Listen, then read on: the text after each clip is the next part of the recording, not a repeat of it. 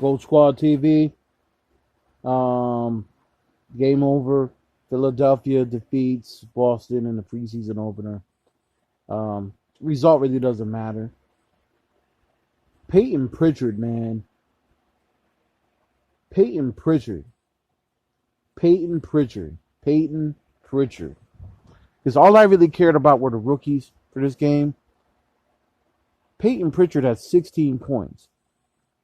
8 of those points came when he was playing with the starters.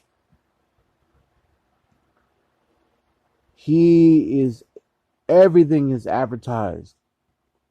Now, I know it's preseason, but I know based on what I've seen in his highlights, based on the fact that he's a four-year player out of college, a guy that played with Jason Tatum on the team under 17, 18 Team USA squad.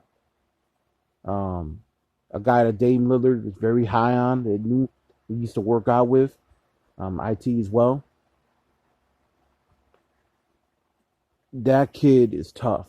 Mind you, he broke his finger. He played with a broke index finger. Basically put up 16 points. He made a couple really tough shots. Now, we didn't win the game. The result of the game really didn't matter. Aaron Naismith came in. For some reason, Brad didn't even think about starting him or even playing him in the first half. I don't know what his obsession is with Javonte Green. I like Javonte Green, but I don't think Javonte Green should be the starting lineup. Aaron Naismith comes and hits like 2 straight threes and basically does what I thought he was going to do on the three-point shooting. He even got a layup. He actually got a short layup as well. I'm worried about him because he can't defend. He got exposed defensively by Shake Milton. I'm hoping that's just maybe just rookie thing here. Maybe he just needs time to acclimate. But he was getting killed defensively. We need him to play better if he's gonna get minutes. With I already see why Brad didn't play him in the second half, because defense isn't all that great. Remember a guy named R.J. Hunter, another 3-point shooter that was sharp in college? He was off the team in 2 years. We can't have that happen. Because, Brad doesn't like playing anybody unless they play both ends of the floor. That said, he had 8 points. Still early, so, he's going to have time to improve. Mind you, they didn't really have much of a, the way the season started. It's kind of a conundrum. Jeff Teague had 19 points. He had 4 threes. Looked really good for a vet, man. Solid vet. Smart did a lot of things defensively. 2 offensive fouls. Basically what I expect from him. Didn't do much offensively though. Jalen hit his first 3, and then he got a layup, and after that he kind of struggled pretty much. I wasn't really too worried about him, per se. I just think he's trying to get his legs under him. Jason Tatum looked horrible. I don't think there's any way, shape, or way to put it. He looked like he did in that Milwaukee game in the bubble, where he went I think it was 1 for 15 or 16 that whole game. Cut the hair. It's the hair. Cut the damn hair. Cut the hair, man. Please. Go back to your regular swag, man. Couldn't hit a jumper. I'm a little worried about JT, man. I'm gonna explain this. Man. I'm worried about JT because he has such an incredible toolbox that he's not using. And I feel like he's letting Brad dictate the system. And I'm like, JT, you need to become a dominant player. You need to be able to tell Brad, screw you and your system. I know it's easy for me as a fan to say I'm not a professional athlete. But every star player I've ever known has ever become a superstar has gotten in his coach's ass and told him, listen, you need to trust me. It seems like Brad wants to continue to run this collegiate pass the ball to the open man system that I'm not a fan of. And I really starting to really feel it's going to hinder Jason Tatum's skill set.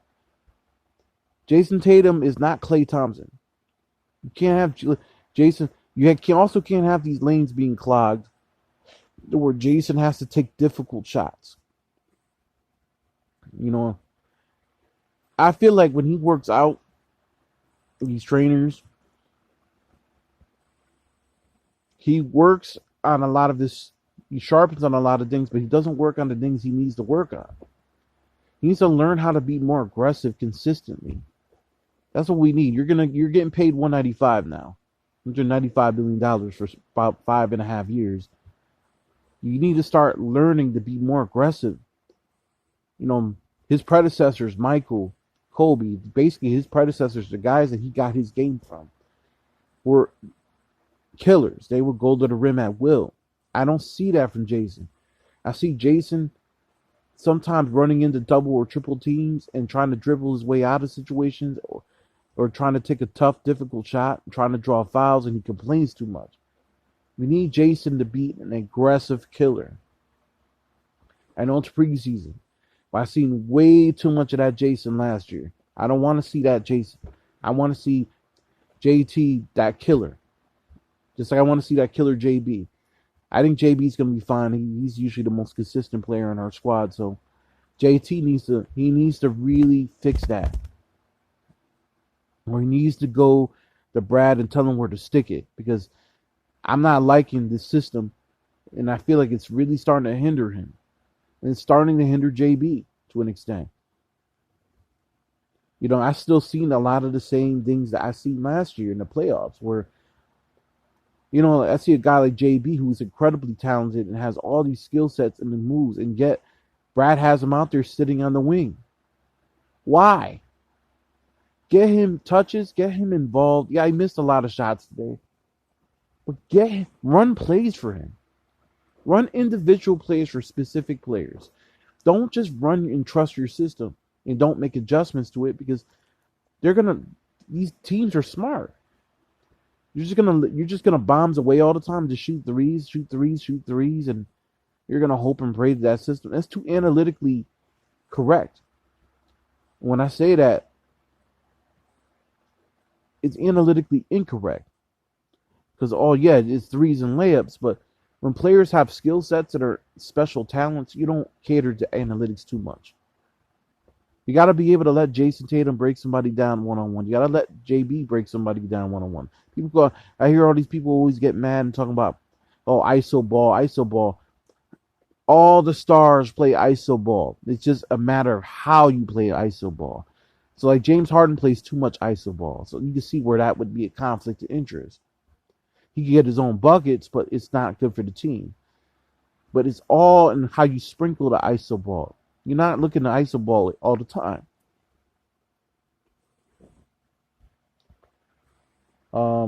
That said, hey, listen, man, it's just preseason, and it's nothing to worry about. But JT, I need to see an aggressive JT, and I need to see an aggressive JB. That said, I'm not worried about their roles. I'm happy the rookies look good. I think Carson Edwards is out of here. I'm totally convinced Carson's gone. And Waters might damn near be gone too, to be honest with you. And if Waters isn't gone, I think by next year he will be. Unless he learns how to have an effective jumper. Because he can run an offense. I like how he does things. He's from Connecticut. He's from where I'm from. So I salute him. But he needs to learn how to be a consistent jumper and not take jumpers just because they're for the sake of them. Be smart. If you have an open jumper, take it. But don't just take a jumper just on the whim. He took a couple of those today and like that. He got Peyton Pritchard open both times. And he just decided to go and jack up a three and brick it. He needs to understand you're a point guard, run an offense. That said, I think there's a really good chance I think Edwards is definitely gone. I think Carson's gone. You got a guy already on the team that could do way better than him and play both ends of the floor, like Peyton Pritchard. There's no need. What use is there for Carson? He's an undersized shooter with short arms. I hate to say that because I loved him. I loved him in that tournament. I thought he was going to be great. Thought Danny had a steal. I haven't seen that Carson Edwards since that 18-point game he had against Washington, I have not seen that Carson Edwards. So, Gold Squad TV. We'll see, man. Got Brooklyn on Friday, barring the blizzard being too much, and we'll see what happens. Gold Squad TV, the Gold Squad General. Peace.